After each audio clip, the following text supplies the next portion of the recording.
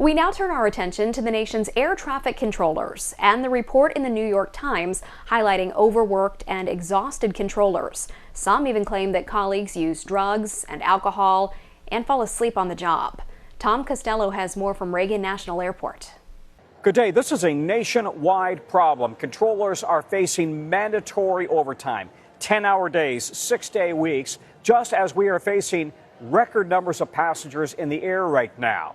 There is a self-reporting mechanism controllers have to report when they may have made a mistake or there was a close call. And now some controllers are taking to that site to report drug and alcohol abuse, even sleeping on the job.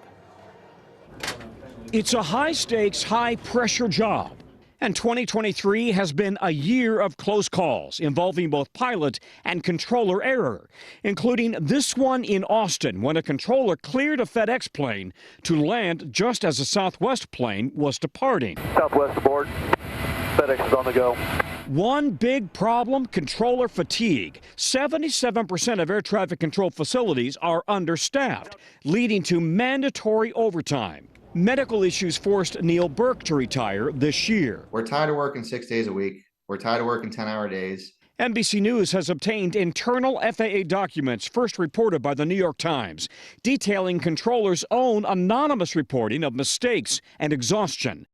Among the entries, many employees can be observed sleeping on the job. If I had not been fatigued, I may have been able to recognize the aircraft lined up for the incorrect runway sooner. And I pray no one dies due to controller fatigue. Also included isolated cases of controllers using alcohol and illegal drugs while on position.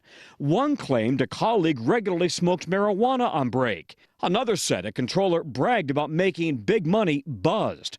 But with more than 10,000 certified controllers on the job, the new FAA chief says substance abuse is very rare. We monitor for drug and alcohol use very closely. We have robust reporting, and we follow up on every possible lead that comes in. Still, both the FAA and controllers unions say overtime fatigue is real. You're missing your home life. You're missing your kids' ball games and your spouse's events.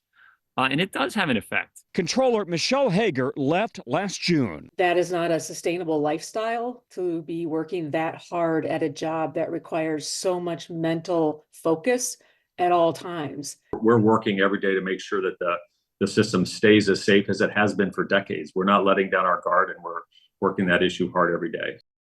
Despite the fact that the FAA hired 1,400 controllers this year, because of so many retirees, at the end of the year, there's only a net gain of 8. The problem is they're well behind on training. This goes all the way back to before the pandemic, but the pandemic shut down the academy, and they're now down 1,500 to 3,000 controllers. It will take years to catch up, which means many more months and maybe years of overtime. Back to you.